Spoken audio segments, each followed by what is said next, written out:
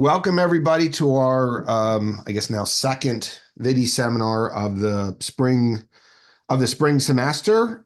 We are glad to have Shane Greenstein join us from Harvard Business School.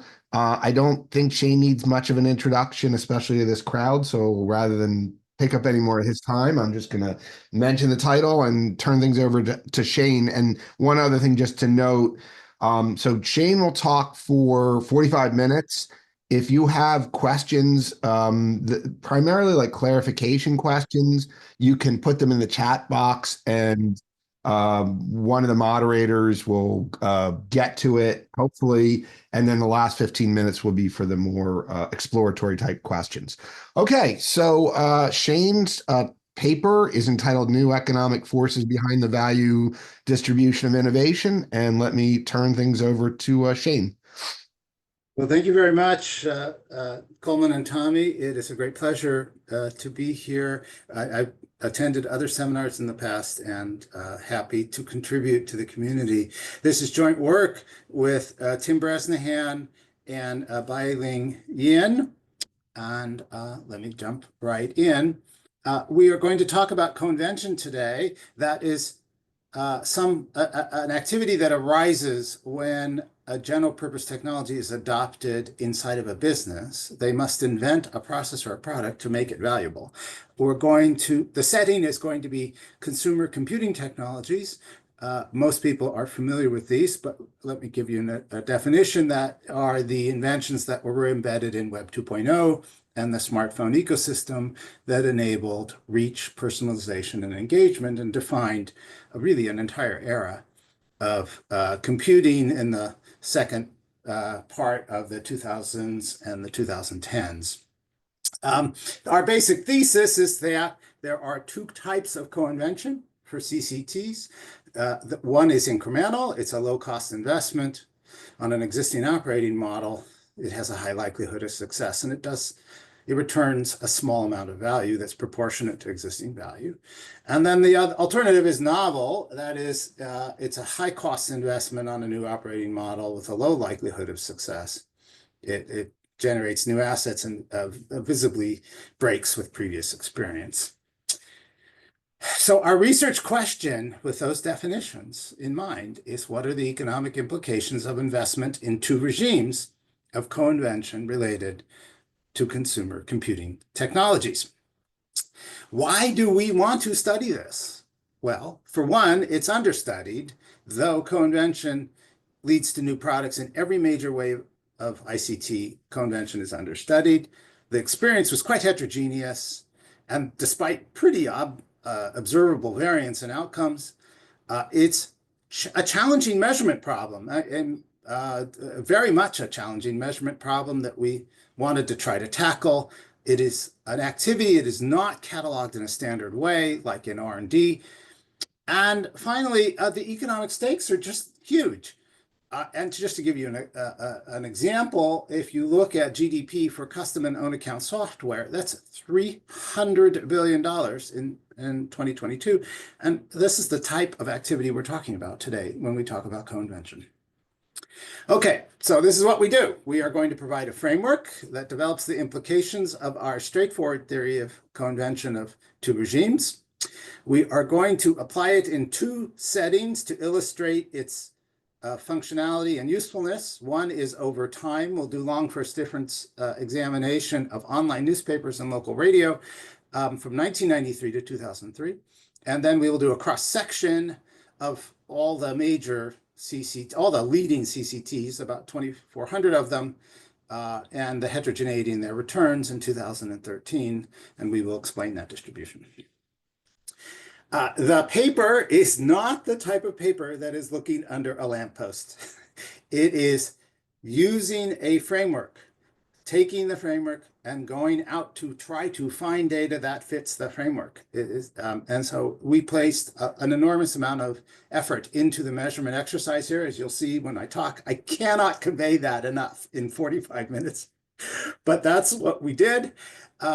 So to do things over time and long first differences, we did a very intensive study of the Internet Archive, both of online radio, more than 2,000 firms, and online newspapers, more than 100 newspapers. And then to look across, in a cross-section in 1 year, in 2013, we will look at the largest CCTs. We have both the leading data from ComScore and then from phone apps. We will think of proxies for private value, add data about their firm and its location. We will catalog them into novel and incremental. We will modify the NAICS codes in order to make this work. Okay, and what are we going to find? Number one, incremental co-invention is widespread. It is characterized by proportionality in the sense that there's a benchmark for testing the returns. We'll illustrate in radio and newspapers. Its spread is largely determined by existing business assets. That contrasts with novel co-invention, which it just doesn't look anything like incremental. It is using the same technology, and yet it is not proportional. What we'll see instead is a skewed distribution of private value and a very concentrated one in product markets and geography. It's determined mostly by skilled labor and technology and domain knowledge, in this case in media, when we'll do a deep dive. The impact of consumer computing technologies is the third major theme that we will allude to today. It has a broad impact in the sense that many firms touch it at an incremental level. And largely, that does not yield a very large economic impact. The biggest impacts will largely be in a narrow slice of the economy where we will see novel co-invention succeed. The size of the impact will also be determined by the same factors. Where you see novel is mostly where you see entrepreneurial efforts. And there are a few exceptions to that where we see existing firms doing novel efforts, but they are not the majority. And I should say, there was nothing determining those last things. Incremental could have been larger and so on. That's what we find. Okay, so let me jump right in, trying to get to the results and spend the most time on that.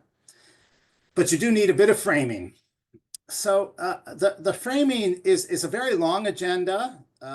All three of us have been on this agenda for a while. There are others who also have studied co-invention. Most recently, Christine McElherron has also been doing a large agenda in that. What happens as a GPT is deploying to business. I can't emphasize enough. Do not use your adoption model for a consumer. This is an adoption model for business. They adopt the GPT. To make it valuable, they have to invent something complementary. And again, after the fact, we can see the complements. We want you, as an audience member, to think about what they were doing before the fact. How did they think about that investment? It's a business investment. And the shorthand is this GPT shows up. The firm has to invent something to make the adoption valuable. They're going to get a new product and service out of it. They may or may not have to do a new organizational process to do that. The incremental investment is going to be relatively smallish. The new service is relatively smallish. The yield is relatively small. It has very little operational impact. And the prominent example in today's talk is going to be online radio, but there are many examples of this. Novel is going to use exactly the same technology, but the investment margin is quite different. Necessarily, new services require new operational model, potentially a new business model. It takes advantage of the technological opportunities. There's a lot of co-invention in complementary processes. And the prominent example I'll use today is Netflix, but there are, again, many examples that I could refer to. This is a sort of the cheap, simple illustration of what is a very straightforward model of investment. There are two margins. You have two choices. One of them is a low-cost investment with a return that under most circumstances will be positive, but not very high. The other is a high-cost alternative with a very skewed distribution of returns. And under many circumstances, you could have a substantial loss. Okay, that's That's the quick and dirty model. You can write that down as algebra as well. The paper does. It's really just a firm choosing the best choice available to them. And our bottom line is incremental convention yields a low return with little chance of losing money, while novel has potential for high returns and a significant chance of large losses. That is a really straightforward model. It, however, has a couple of implications that you can take to data. That's the strength of this model of the world. The first one is proportionality from investment. When you look at long first differences for a cross-section of firms, it should be empirically measurable. The return should be empirically measurable as proportionate to historical customer size. And that is really a very straightforward statement about what the estimated coefficient is going to be on historical customer size. And in this case, we're going to go 20 years later and look at online returns.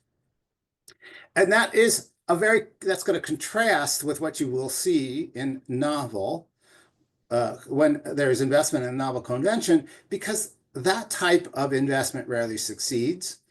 It's uncertain from the outset, and it's quite costly. So it will yield a skewed distribution of private returns, and it just will not be proportionate to existing business if existing business does it. And in many other ways, it won't be proportionate, and we'll show evidence of that as well. So I want you to take away just from this brief review of the framework. We motivated quite a bit in the paper, but I just want to be very quick here. We have a test for proportionality. Novel does not look like proportionality. We expect concentration to arise from novel co-investment, whereas we expect incremental co-investment to be widespread. And we also, just again, using this model of the world, rather straightforward model of the world, we expect the determinants associated with each type of co-invention to look very different. The incremental co-invention activities will be associated with existing business assets and existing businesses, whereas novel will tend to be tied to something other than existing operations. The whole point is to generate a new service and a new operation, and that will build off new knowledge in technical and commercial domains. Okay, that's the framework. Let's go to data and try to illustrate that framework.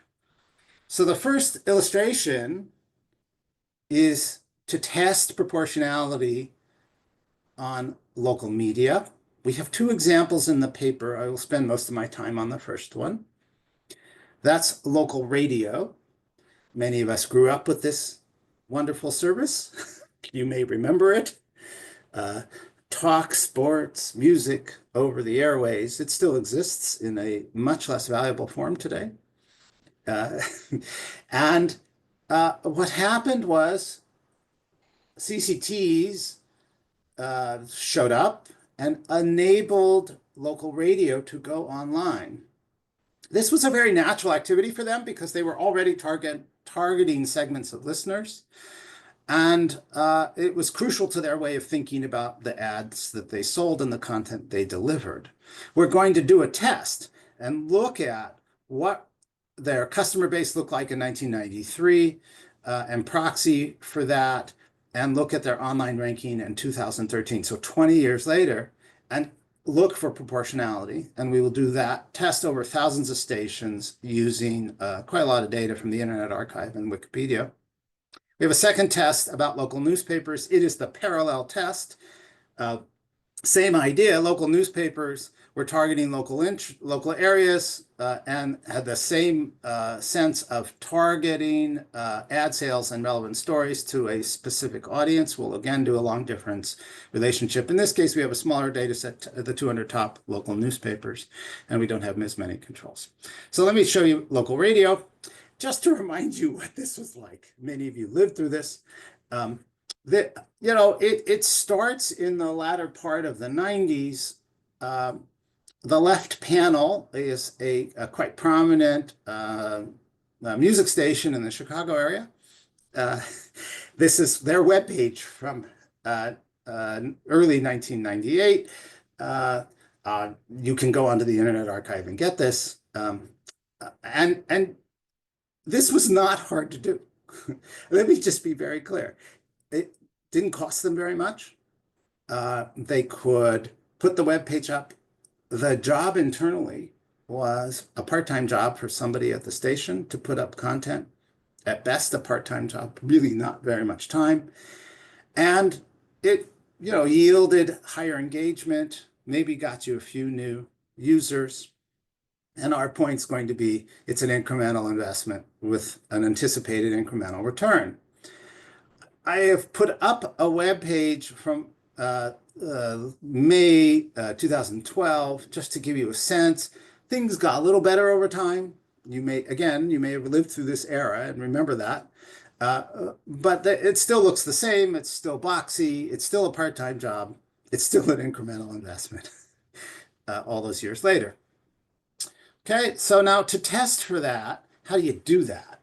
So what we're going to do is look at, in the paper, 2,111 stations in 1993 who are still operating in 2013. We want stations that have continuity to them, so we're going to limit it to the same spectrum band and the same location. I put that in quotes because same, as anybody knows in radio, isn't quite the same every year because antennas move and definitions change. But we do quite a lot of work to try to keep everything the same. The average listener size for one of our radio stations when we start is 57,000 K. Okay, so just to give you a sense of who they are, they're mostly thanks go out to Joe Waldfogel, who gave us the data from the Barry Waldfogel paper. About a quarter of those radios exit from there. We do a lot of work with it's the Duncan data for Duncan data for those of you who know radio. We do a lot of work there to get the aggregation right and the revenue right. We eliminate anybody who has a sister station. We don't want anybody who's a part of chain. We're just going to do US only. So sorry, Canada is not part of this. Mexico is not part of this. We want to be able to get data from Wikipedia from them. We're going to get rid of mergers and exits. We want to be able to see that continuity over time. And despite all of those restrictions, we still have more than 2,000 stations when we're done. We're going to match them against Quantcast rating. We have a backup on the Alexa ratings. And it's a pretty straightforward idea that you're just going to look at the rank from listeners in 2013 and see how they relate to the listeners' volumes in 1993. We'll have a few controls for the turmoil that the stations go through and the formats that they have. Now, you might reasonably say, wait a minute, didn't you want to do usage on listeners? And the actual fact is, yes, we would prefer to do that, but no such data existed to allow us to do that for all 2,000 stations. So the rank gets us a much larger data set. And we're going to do the following compromise. We know we're presuming, let me say that, we're presuming as the null hypothesis that the investment here is incremental. I think if you look at the ratings and the rankings of every one of these stations, you would come to the same conclusion as well. And we do know from other work what the relationship between usage and rank looks like. And that relationship, which I put up on a little graph, I can tell you in the long tail is a negative 1.22. And that gives us a relationship that we can take to our data. That is to say, there's this 0.22 decrease in the log of rank from a 1% increase in historical circulation. And so we have a null hypothesis of negative 0.78 for our key coefficient, our beta, on the relationship between rank and listeners. Okay, so we estimate that model, and both Tim, Pai-Ling, and me, all three of us have never ever in our lives estimated a coefficient that actually worked as well as this one. It shows proportionality. We have tried lots of different ways not to get proportionality. We always do. And the way to think about it, just to give you some details again, we can come back to this during question and answer. Um, the way to think about it is we are controlling for format, we're controlling for exit. There are different ways to think about exit in a setting like this. We will try different ways of doing it. No matter what we do, we always get a coefficient that is consistent with proportionality. And so just to go to the bottom line, 2013 traffic is proportional to 1993 listeners, irrespective of format, irrespective of what we do to control for turmoil. And generally, what's going on is local radio is in decline over these 20 years, as I think most of you know. And some firms manage to avoid turmoil, most don't. But all the decline is proportionate to their previous listenership. It's really quite remarkable. Okay, Shane, yeah, this is Coleman. Can I ask a real quick data question? Does sure. um does your data set include nonprofit radio? So I'm thinking here NPR, and I'm also like a lot of the early innovation in radio, online radio was like college radio stations. So I We don't know. don't have, yeah, we don't have most of the college radio in here. I do think we have a couple. I remember seeing those. Um, Yeah, I think we see some NPR radio stations too. Some of them are too small and they exit. We have a rank million problem. So in other words, we can get rank up to 1 million, and then anything smaller than that we don't see. And so a lot of what you're describing will be in the truncated section. So they might have survived but be unobservable. Um, we see some of those in our data, but I don't think that's the majority, if I'm not mistaken. That's good. Good question. Yeah, there's lots of questions like that. Uh, I have a minor riff here. That's a pun, in case you didn't notice. That we can look at music as just a subsection of the radio. Radio is a lot of things other than music, but we can look at the music ones. We can look at their web rankings, and that has a nice characteristic because we can find all the music stations in the web, and we can find everything that's novel to the web. And I'll define the data from ComScore in a moment. And so we can do just a very straight comparison of the distributions in this subcategory of online radio, and it follows exactly the prediction we would have expected to see with high volatility for the novel, low volatility, low variance for the online radio, and much higher max also for the novel. And a question, by the way, that we get all the time, so I'll just anticipate it. Spotify enters the US in summer 2011. They are not in this data because they are not a US based firm, and we're only doing US based firms. But I should just say they're not here as well. Okay, we do newspapers as well. Just to finish the point, newspapers. I mean, I don't mean to you know do this quickly, but in the interest of time, I'll just say, look at that estimate. It's very tight. It is not. It is not proportional. What we are getting every time we do this estimate is that the larger your circulation in 1993, the larger your online traffic in 2013, the higher your rank. And it's not just the prominent newspapers. It's not just New York Times. It holds for the middle as well. We have double checked this. I mean, the middle cities like Cleveland are doing better than the smaller cities of the U.S. That is just what's going on. We want to say that is what proportionality gives you. It gives you a way of thinking about what happened over the long period. There's the next step here. You're naturally going to ask, well, why did that happen? Did the bigger benefit at the expense of the smaller? Or did the newspapers in the larger and medium undertake more novel convention because they had more opportunity?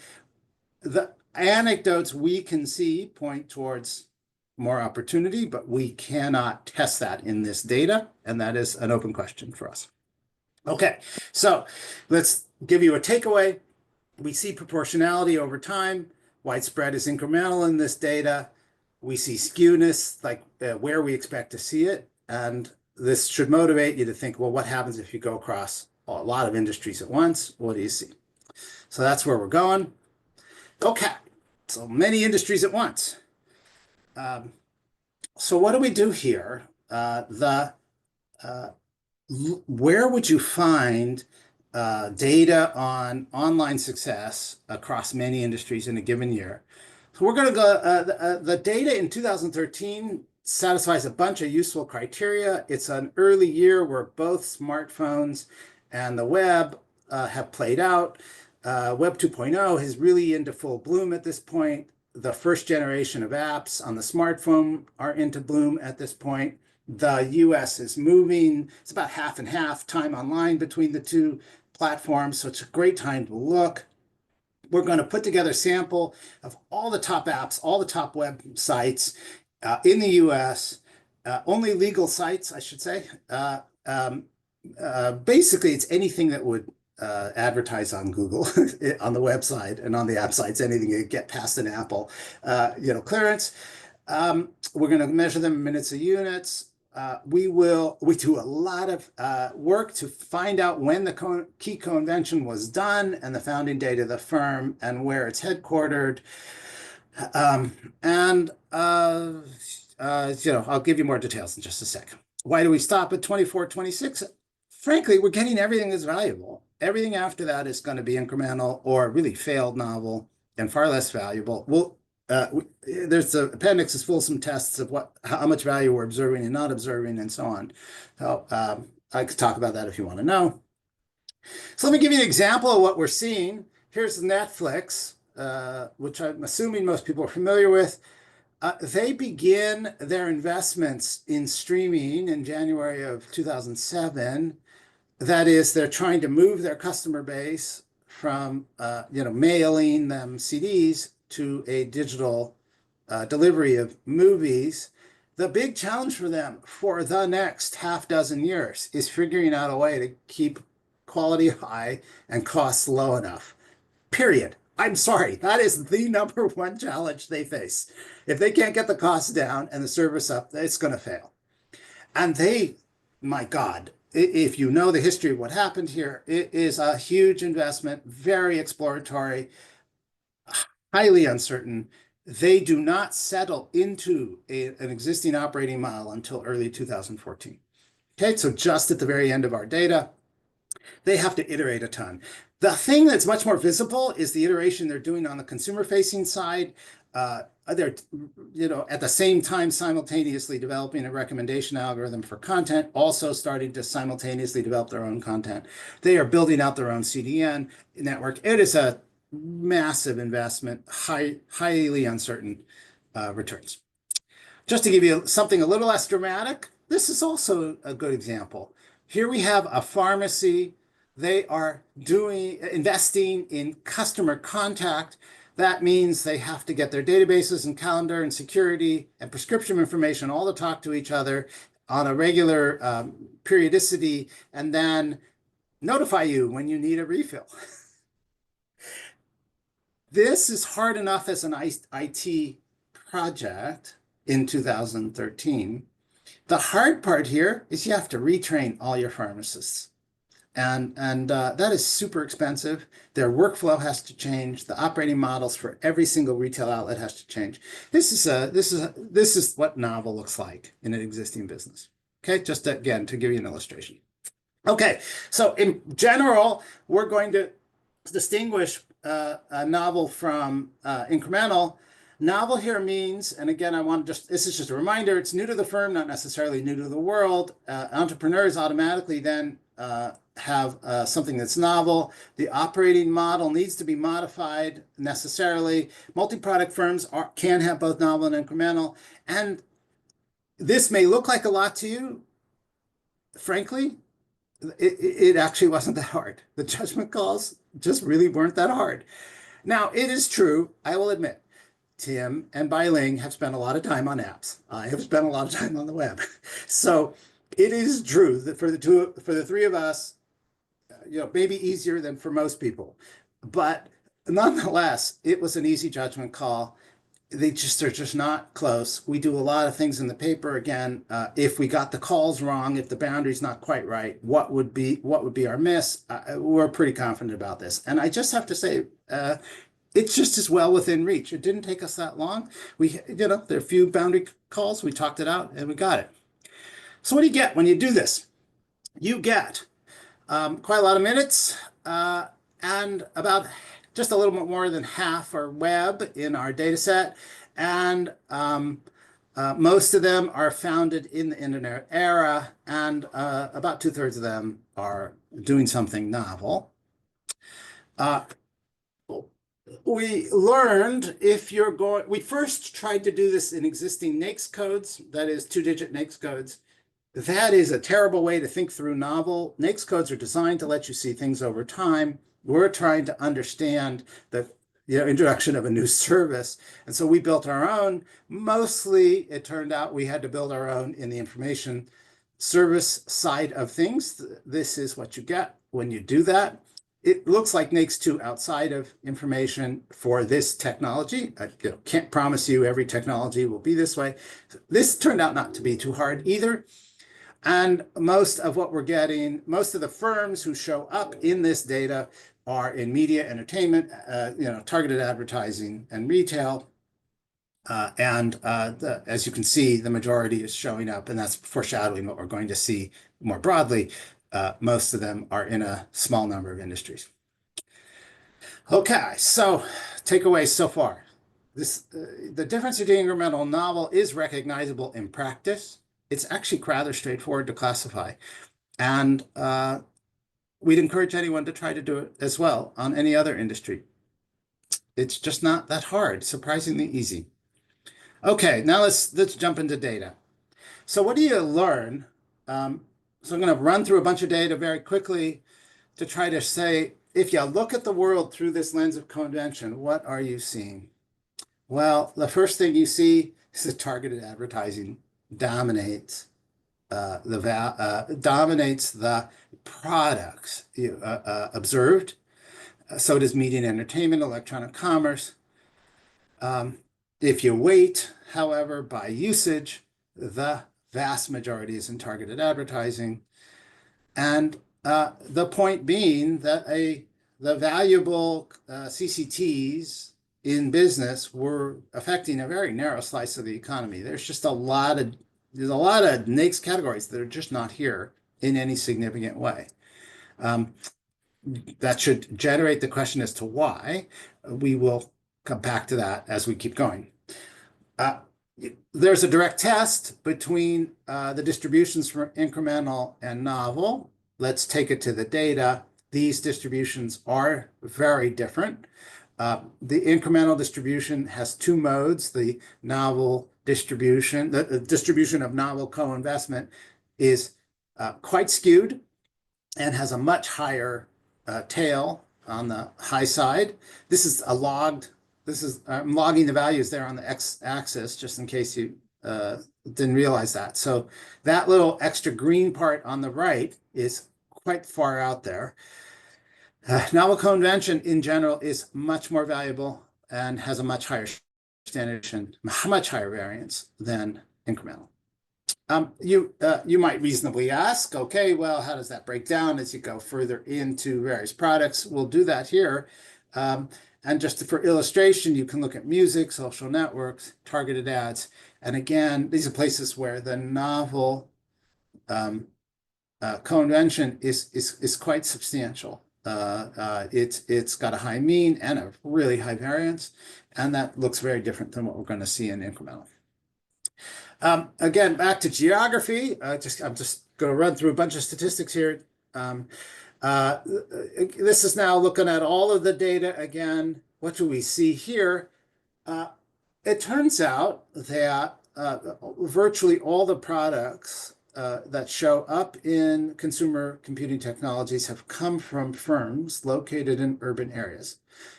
There are only 7 out of the 2,400 here that are in non-urban locations. That is not an MSA. A quarter of them come from the San Francisco Bay Area. That should not surprise anybody, but that's the geography of what we're seeing. Of course, we can get you a lot more detail than that, so here it is. And there are 4 cities or 4 locations that very much stand out. The San Francisco Bay Area, the New York area, the Los Angeles area, and Seattle, Tacoma. This is showing you all the CCTs in the data. The surprise for most people is not San Francisco and Seattle. The surprise for most people is New York and LA. And the explanation is just not that hard if you sort of run through who the firms are. Firms like Tumblr and so on. It's domain knowledge around media, and then they hire some technical people to get it to work. Um, uh, Disney's in here, by the way, as well. They're actually a very, very big player in the online world, at least in 2013. Our own view is that New York and LA would get a lot more attention for their centrality to this activity if the San Francisco Bay Area wasn't quite so dominant. But it is, quite dominant. The other thing that's sort of implicit in this, you can see there's a lot of locations that have small representation, but there are a lot of locations that don't have anything. Okay, if you keep going, you weight by usage, so you get the natural outcome, which is that the San Francisco Bay Area is the location for firms who produce the most valuable consumer computing technologies. That's the way to read that. So you get quite a lot of concentration in private value. You can compare that to incremental, and you get the striking result that the top 5 regions account for effectively 95% of the value for novel co-invention, whereas investments in incremental co-invention in the top 5 regions only get you 60%. And the point is, these distributions are very different geographically. The locations of the firms who produce value, that is incremental, and the locations of the firms that produce novel in co-investment are very different. Okay, so the takeaway from that is that the value distribution for novel co-invention is much more skewed than incremental at the product level. And then when you go to the geographic level, you see the same kind of concentration. It also, in this data, doesn't surprise anyone, I think, that there is geographic agglomeration in computing technologies. And there's a very natural question here as to why you see such regional clustering of a novel co-invention investment, and a good candidate, social scale economies at the geographic level. We haven't yet shown you evidence of that other than in radio and newspapers, but we will now want to look for evidence of that. Okay, so we're going to now go to determinants, and I'm doing okay on time. So determinants takes a little while. Let's see if we can get through it. So you might reasonably ask, what encourages a valuable co-invention? So we can take our 2,400 products and ask, why are some used more than others based on observable features? So we can take that usage, regress it on features of the locations from which these products emerged, from the location of the suppliers of the products. That includes other novel usage by other firms located in the same place, usage of other products from the same firm. That's a way of seeing, economies of scope. The first one's spillovers and scope. That's obviously what we're trying to do. Employment of nearby. So again, that's just a proxy for size. The share of employment in computer occupations, that's to try to get the technical, there are a bunch of different ways to do it. They all come to the same conclusion. Is it a technically advanced location? We can put in, product class, fixed effects, and so on. And our hypothesis is going to be incrementals linked to existing business, while novel is not. It's linked to technical and commercial knowledge and skill. Okay, so just again to give you the highlights, here we get this finding that a good predictor of a firm producing a novel, a product that is the result of novel co-investment, a good predictor of a highly used product that is novel, it comes from a firm who is next to other firms who are also producing novel co-investment as well. And you can, you can say, yes, that's endogenous. We agree. That's just telling us there's spillovers, there's a cluster. We'll get to this in a minute. The second thing you see is what predicts incremental. Well, it is different. And again, that's going to support the conclusion. These two distributions just don't look alike. Despite using the same technology, they look very different. Again, I kind of foreshadowed this was going to show up. The incremental, what predicts a highly used incremental product? It comes from a location that tends to be a little bit larger and tends to be a little bit more technical. That helps things get used a little bit more. Nearby usage of novel technologies, using near technology. Sorry, if a incremental co-investment comes from a firm who is surrounded by others doing novel co-investment, it doesn't make any difference. Okay, so incremental co-investment coming from a firm in San Francisco is going to look like incremental co-investment coming from a firm anywhere else in the United States. That's the point. And that's just because it's proportional. It just looks very different. Okay, the second thing you'd be tempted to do is you'd say, well, hey, what about the differences across locations? Here we have 588 different locations. Only 21% of them have a product. How do we predict that? So we will try different things. There's different things you can do here to try to get an understanding of what's turning a region into a productive region or a home to a lot of firms doing productive co-investment. And that is, we'll regress, for example, a 0-1 or a number of novel and incremental investments on characteristics of the location, like its employment size, how many large establishments there are there mass market firms here in other industries, or they have a lot of old industries, again, the computer occupation. And our running hypothesis will be that incremental co-investment is oriented towards local services while the novel aims at these large opportunities, and that you need a different set of assets to do each of those. And here we have an example of the kinds of results you get. What predicts any product at all? Well, just being large, basically, and having a lot of large firms. What predicts any novel product? Just being large. What predicts any novel product also having a large computer occupational, a lot of computer scientists in your region. We've just said you get agglomeration.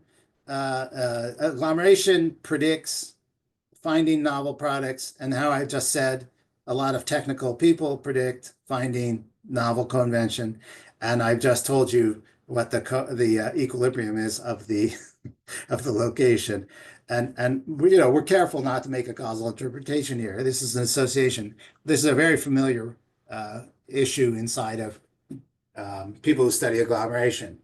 Our point being, however, that the determinants of novel are coming from agglomeration of technically knowledgeable people or people who have domain knowledge about media. That's the equilibrium we're observing. Whereas when you look at incremental, it arises in just about any major city, any city with skilled labor. The clustering of novel plays no role. It's just determined by something very different. And a conclusion we're going to come to again is for our model. Remember, the model we started the world was quite a simple, straightforward model. These are two margins. They are far apart and they are very different. And boy, did the data continue to be consistent with that. Novel co-invention does not appear attractive as an investment outside of a few clusters, whereas incremental co-invention is attractive in many, many places. I would say as a takeaway from this, we are often asked about the death of distance, and so I want to be very precise, the implication for the death of distance. So I'm just anticipating the questions, but we'll give you the answer. Death of distance can mean one of two things. It can mean produce it anywhere, or it can mean a producer who is anywhere can reach anyone. Do you remember when Death of Distance first showed up? It was, oh, everyone's going to move to the beach and produce from there. That's the first sense. Then there was the second one. Oh, every cheese producer in Wisconsin can reach the rest of the world. That's the second sense. All right. That what actually happens here in consumer computer technologies is that if you want to broaden the geographic reach and engagement of your product, that is just not the same as being able to produce it from anywhere.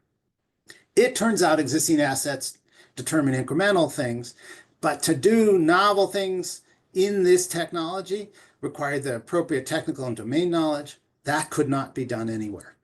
Okay, that's the point. Okay, let me conclude. I'm at time, so forgive me, give me 2 minutes here. Let me summarize the main findings. So what we hope you will take away from this talk: incremental co-invention was widespread. As far as we can see, we do a deep dive in radio and newspapers, and we get proportionality in newspaper and radio, but not in newspapers. The determinants seem to be something having to do with existing business. Novel looks very different. It is not proportional. It's a skewed distribution of returns. It's concentrated. The concentration arises from that skewed distribution. Its determinants are not associated with existing business, not the distribution we're observing. It's largely skilled labor. It's consistent with the presence of skilled labor and domain knowledge. And as for the impact, the breadth of incremental is quite wide, but has little impact, at least for this technology, whereas novel has the biggest impact, but it has a big impact on a very narrow slice of the economy. And the size, if you see a big impact, is largely because of something novel. The general takeaways for economists is that technology supply is not the same as technology usage. You need complementary co-invention, or businesses invest in complementary co-invention to turn that GPT into something valuable. The implication for economic growth and diffusion is please stop saying diffusion is speeding up. That's only true if you don't care about economic growth and you have the very narrow sense of what adoption's about.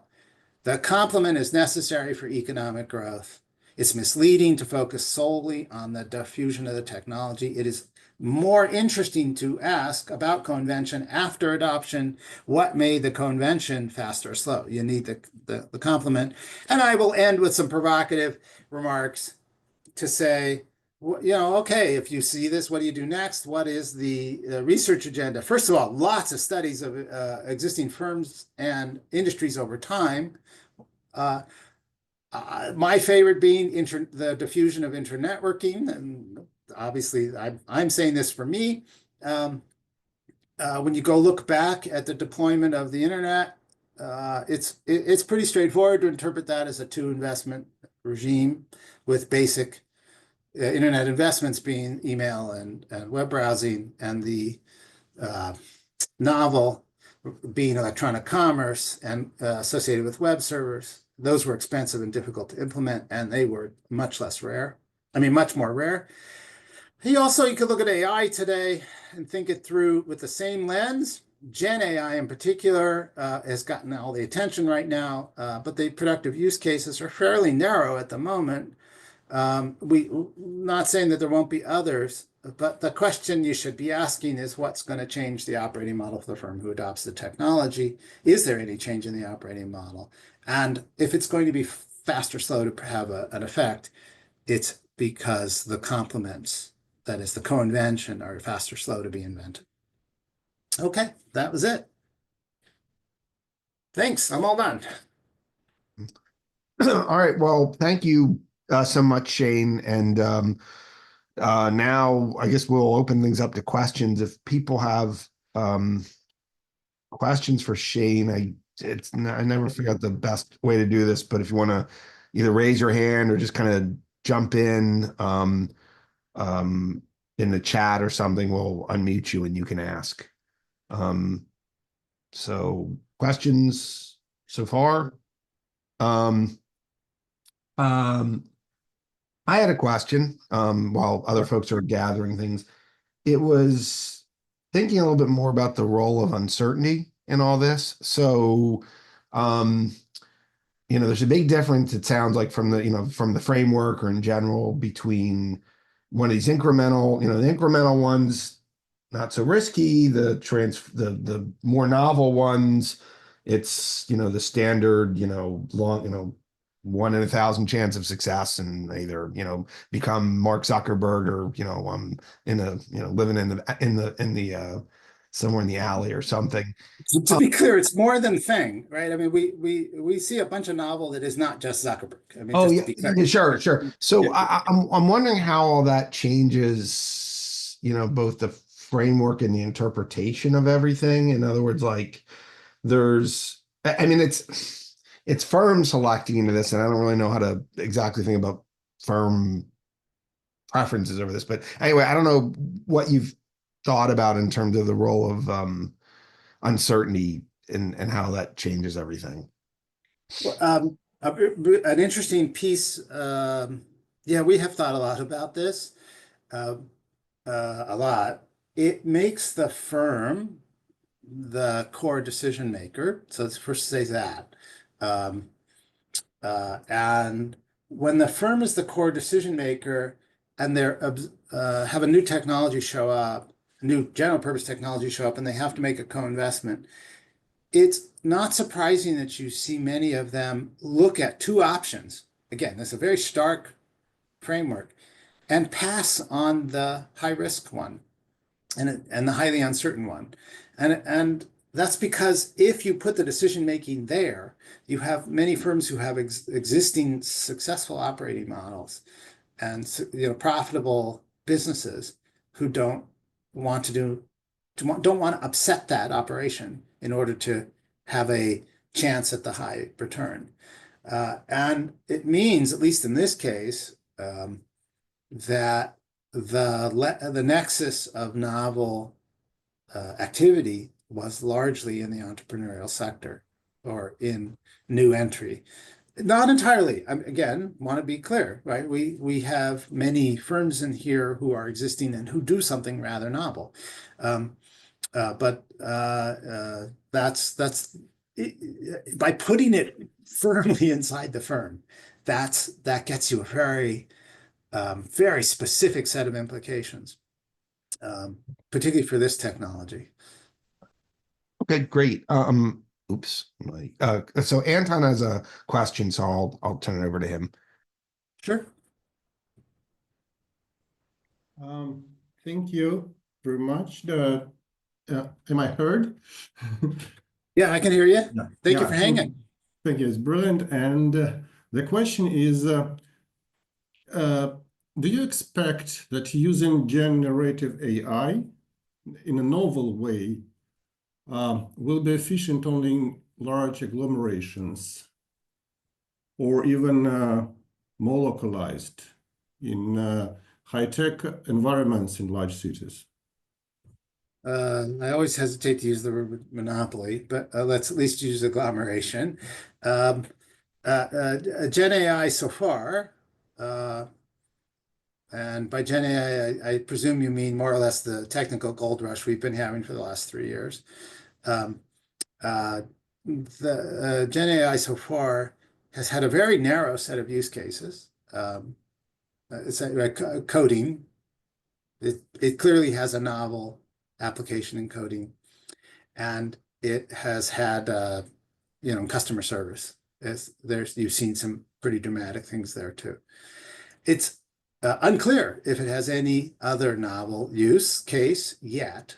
I'm heavily biased by my experience with the internet. When the internet deployed, it massively changed the relationship between firms and the type of transactions firms had with each other. I don't yet see anything like that for Gen AI. In addition, again, I'm heavily influenced by my experience with the internet, but that should give you a benchmark. We do see a large entrepreneurial, lot of entrepreneurial efforts in Gen AI, for sure. So that's consistent with novel outsiders. We also see all the existing firms many of the leading existing firms putting in major capital investments, and a lot of it for complementary things and complementary co-invention. That's a very different kind of behavior than what we saw in the 1997 in the internet. And so I would say so far it's been rather narrow, a narrow set of actors and a very concentrated set of actors. It's mostly been linked to technical knowledge. And capital intensity because of some of the costs of algorithm development. Going forward, I'm really, really anxious to see the co-invention. And I'm very much happy to, it's still early. It's early days. So that's more or less the way we think about it. Co-invention takes a long time. So.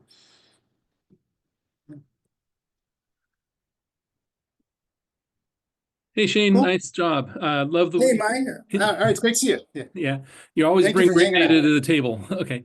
There's a small issue. I'll plug my co-authors here. Stan Liebowitz and Alejandro Zentner have a paper last year about inferring ranks, sales from ranks, and it's the what we have been doing for decades now isn't quite right. At least in their application is books. And so it's a very concave relationship rather than a, and I would normally would not bring this up, but I think that it's going to matter for your estimates of proportionality. Yeah, I haven't read the paper, so Okay. sorry, I can't I put the link in the chat. We have quite a lot in here other than books. Advertising is going to be Right. the predominant source of value here. We're our first instinct is this is what we got, and we're pretty happy with it. Yeah. But I have to read the critique to be able to say more than that. Okay. But that's fair. Yeah. We also have apps, by the way. It's a whole different neighborhood of things too. And I got to add, by the way, we did do a lot of robustness. Having just finished the 25 pages of appendices, as anyone knows, we look for a lot of robustness in our inferences. So. That's fair though. Always open for interesting new ideas. I had another quick question for you, Shane. Do you? I don't think this is done in the empirics, but I don't know. Maybe if this is something that you'd want to think about. Do firms ever transform from a sorry, I'm always forgetting your the words you're using, the sort of incremental to a transformative company. And I the thought would be, I learn about whatever, and then, now I'm going to do a moonshot and, try for the big thing. I don't know if that happens. Yeah, it does. It does happen. It doesn't happen very much. Is maybe the right answer. So it doesn't really give us trouble in a large cross section. And it doesn't really give us trouble in looking at an industry over time.